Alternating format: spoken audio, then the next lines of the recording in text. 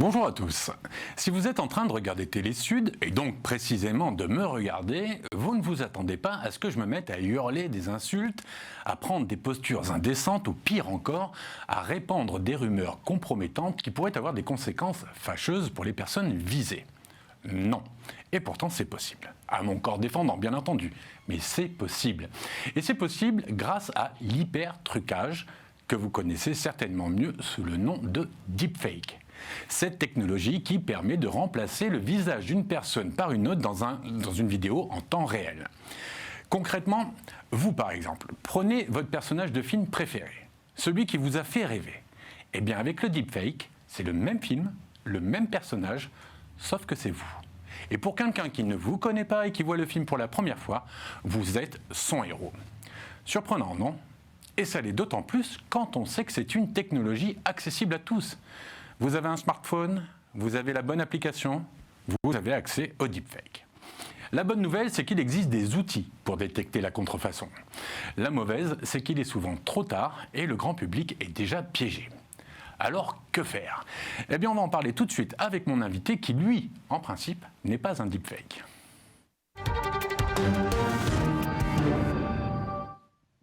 Géraldo Lubovitch, bonjour. Bonjour. Vous êtes journaliste et donc pas un deepfake. Et en 2018, vous vous êtes lancé dans un projet d'étude autour des médias synthétiques pour mieux comprendre leur impact sur l'information. Et un projet que l'on peut découvrir gratuitement sur votre site journalisme.design. Alors ma première question, qu'est-ce qu'un média synthétique ?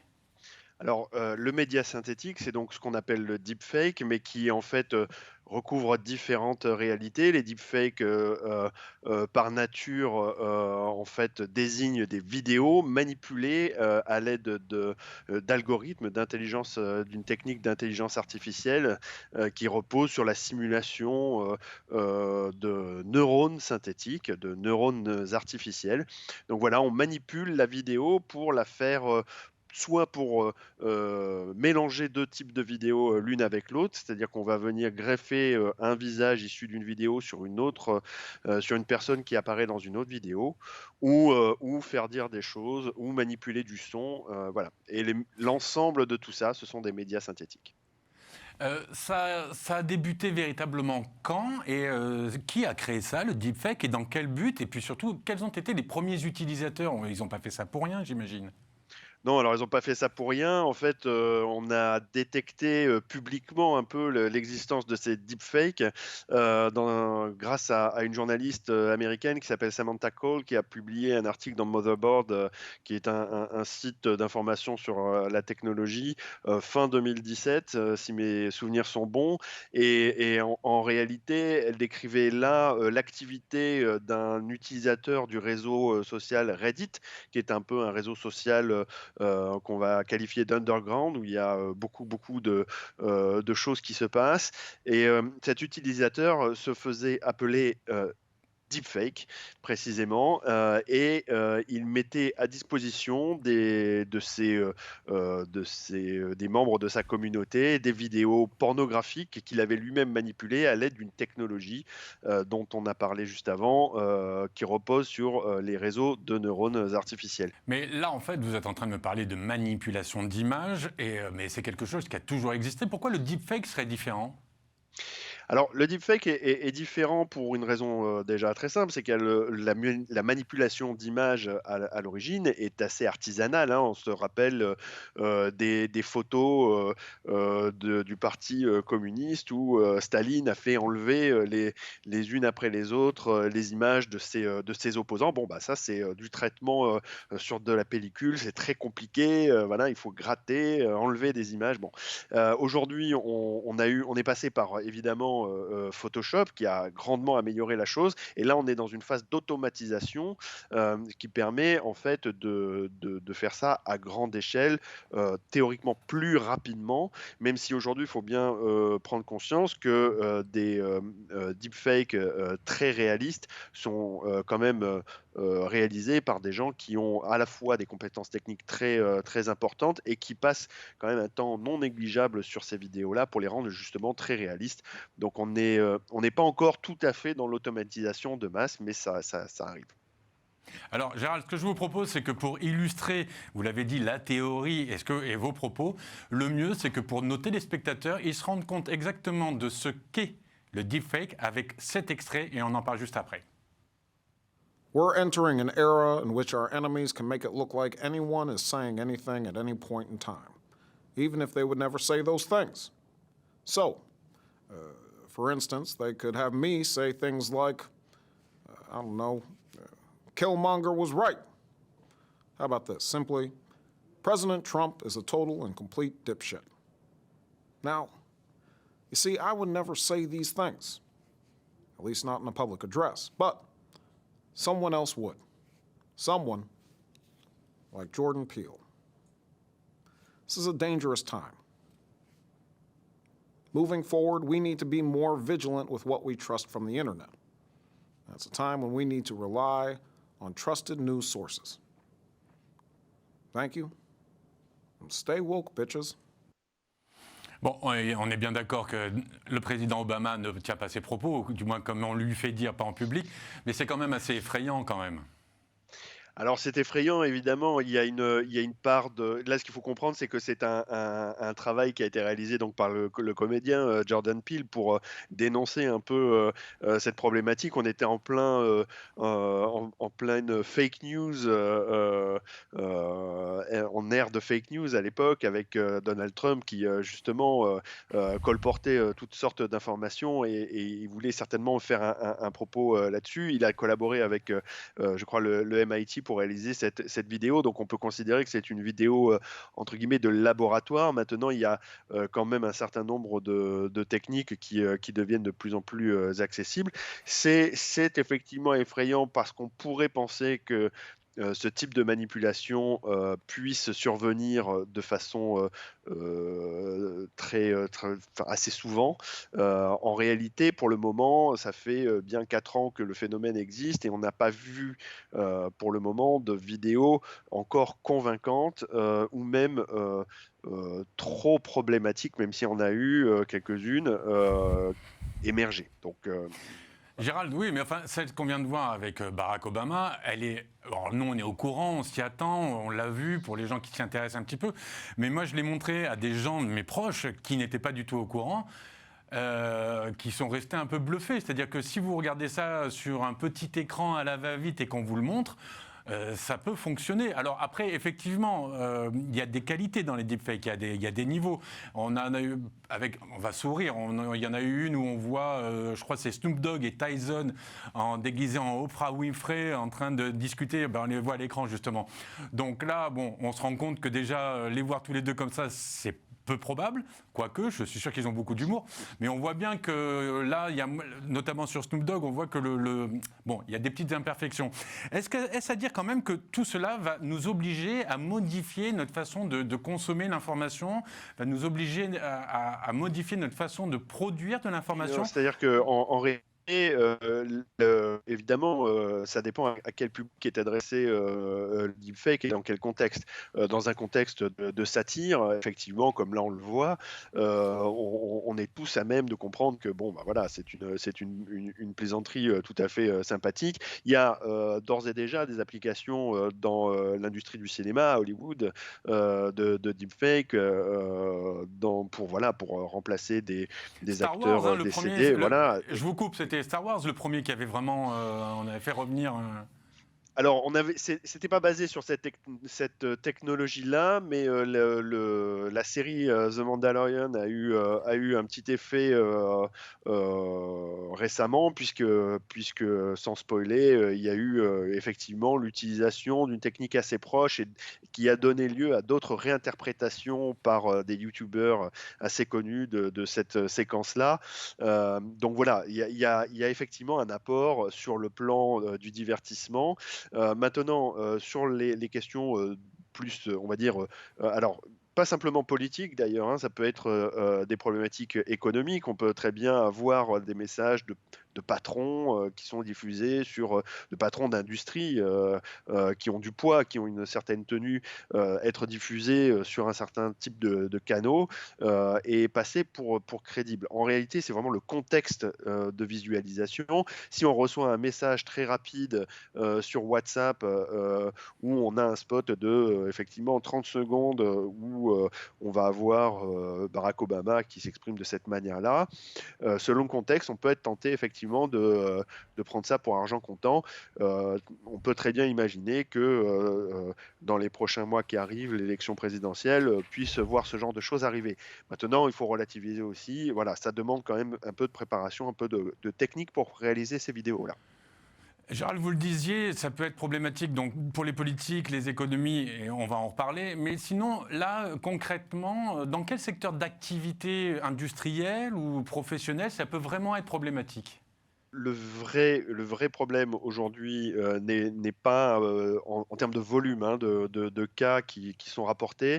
Ça ne concerne ni l'économie ni la politique, mais vraiment les femmes au sens strict du terme, puisque le plus gros volume de deepfake produits, selon un rapport qui a été réalisé par Sun City il y a maintenant 2 ans, et sont en fait des deepfakes pornographiques.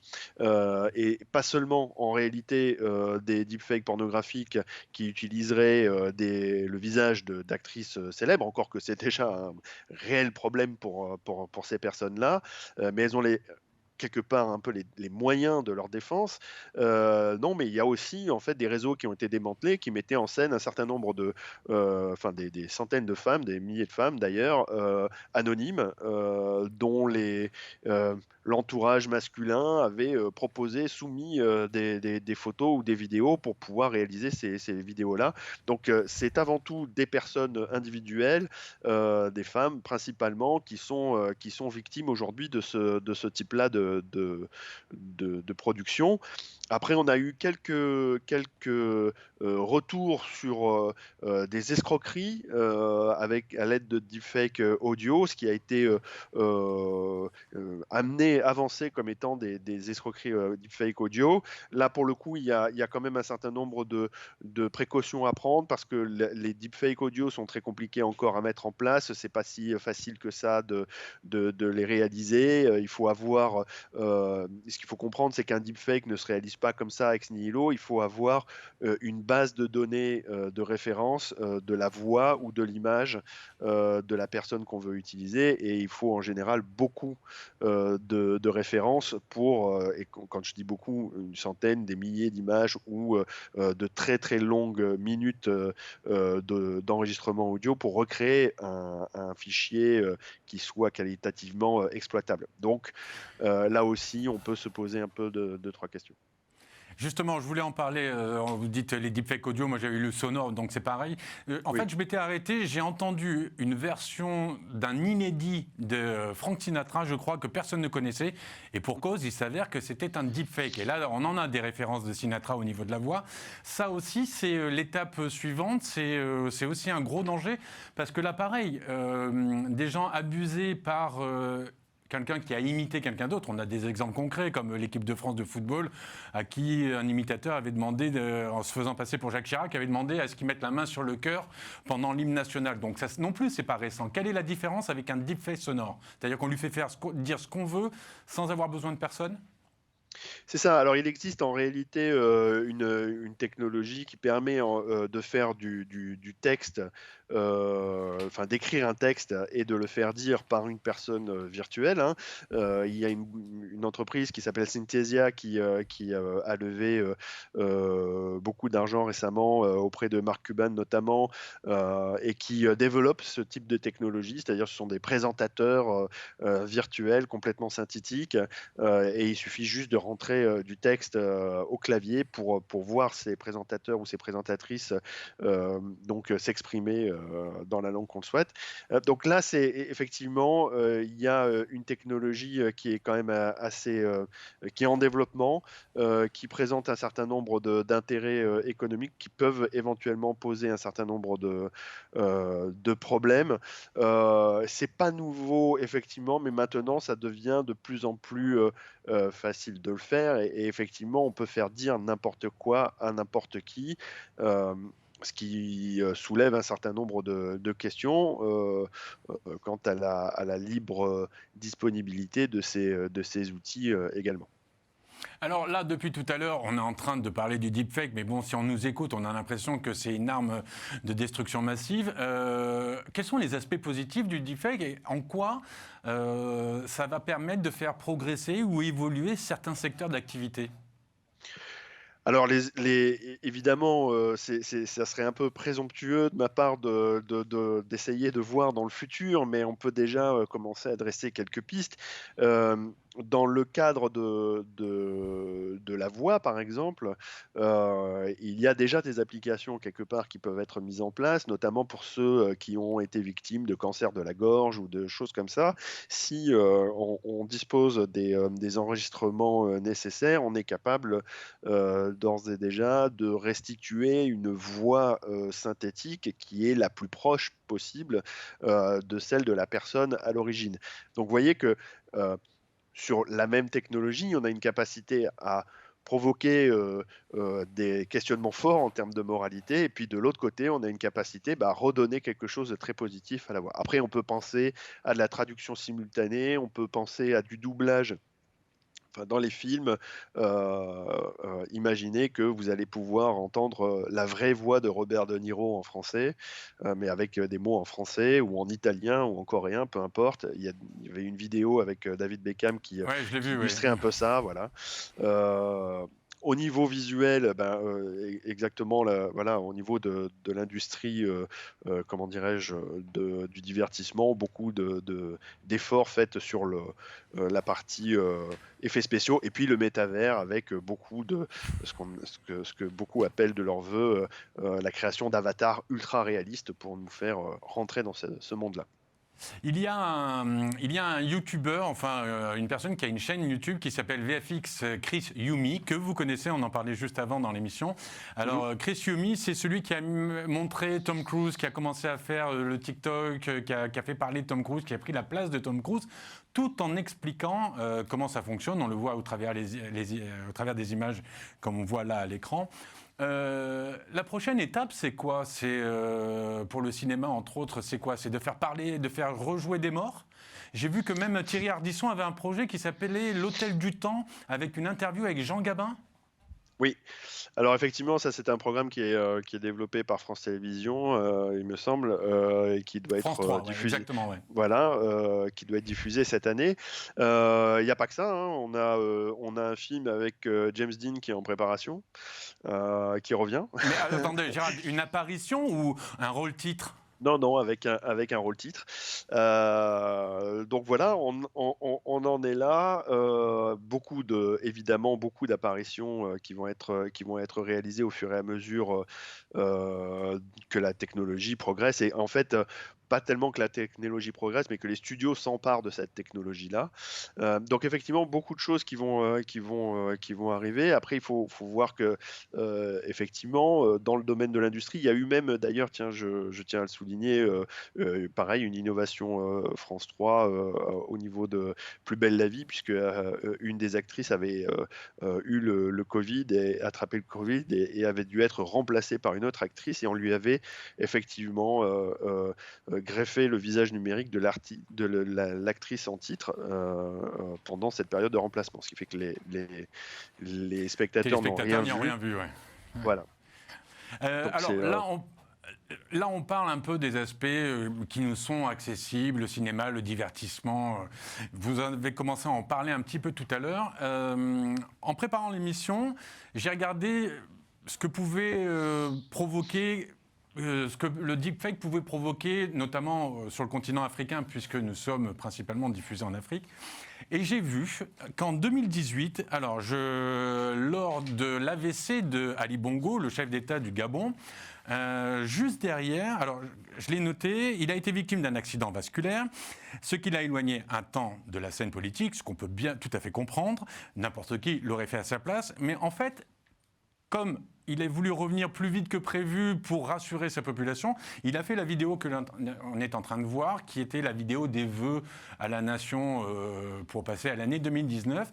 Et d'après, alors à prendre avec des réserves, hein, bien évidemment, le gouvernement du Gabon n'y est absolument pour rien et sont victimes de ça, mais d'après ce que j'ai cru comprendre, le pseudo-coup d'État qui a été provoqué une semaine plus tard aurait été une conséquence de ce que les gens ont pu considérer comme un deepfake. Et ils se disaient, mais Ali Bongo n'est plus là, c'est une manipulation d'image, il faut qu'on reprenne la situation en main, il faut qu'on agisse.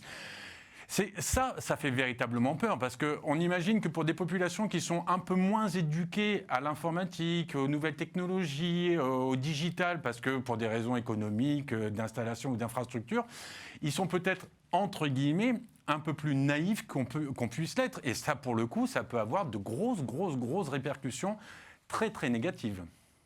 Alors effectivement, là pour le coup, cet exemple est tout à fait bien vu parce que il illustre trois problématiques à mon avis.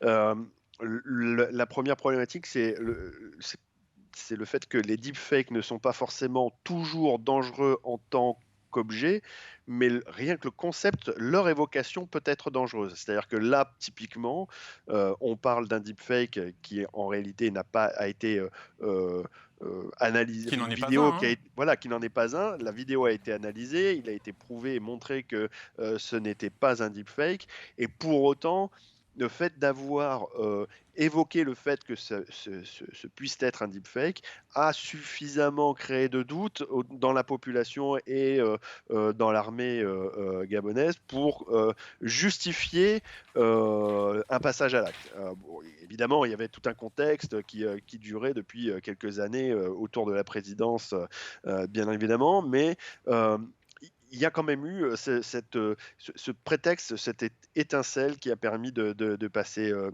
à l'acte. Donc en fait, on voit bien que le deepfake sert d'excuse, même s'il n'est pas présent techniquement, il sert d'invocation, voilà, de prétexte.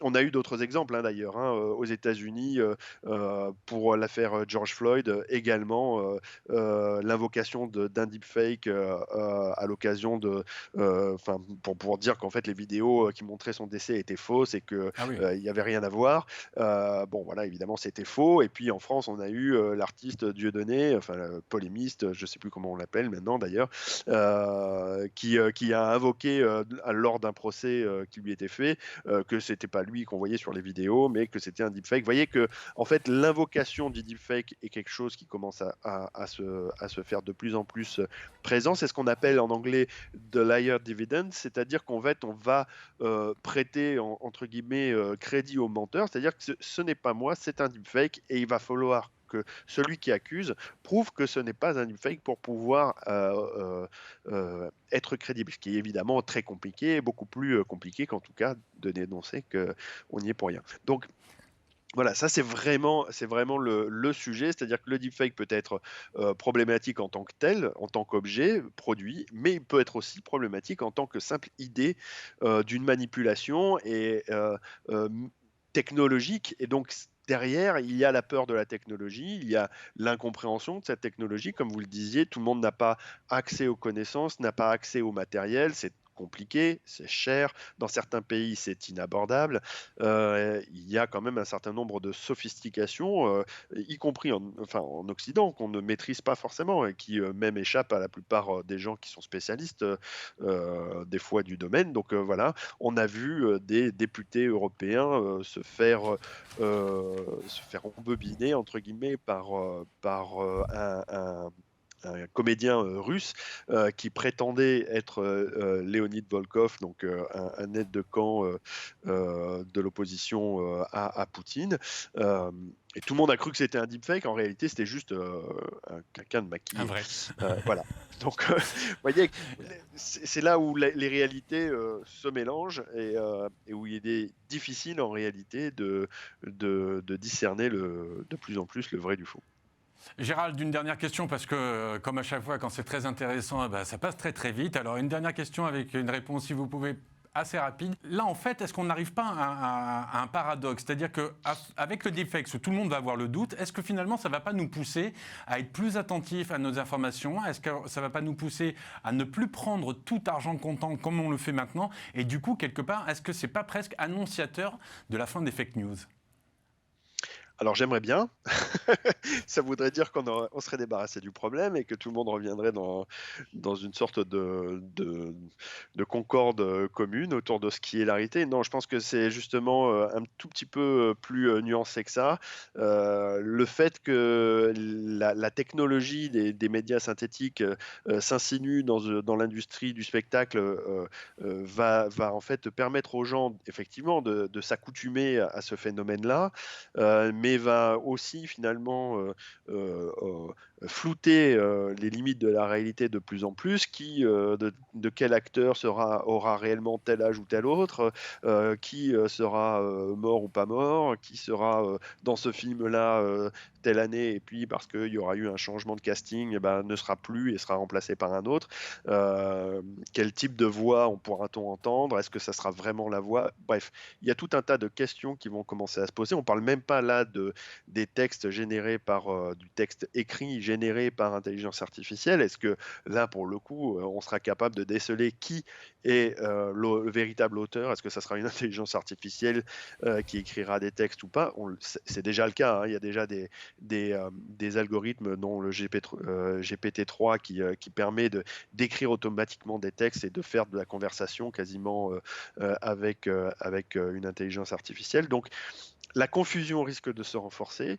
Je pense qu'effectivement, il faudrait accompagner, et pas éduquer, mais accompagner les gens pour décrypter ces nouveaux phénomènes dont ils sont tenus éloignés par leur simple vie, hein, parce qu'ils ont beaucoup de choses à faire. Tout le monde n'est pas forcément occupé à regarder le développement des médias synthétiques sur Internet. Et donc, du coup, il faut vraiment accompagner les gens dans une démarche bienveillante pour les aider à découvrir les bienfaits de la technologie, mais aussi les vrais problèmes.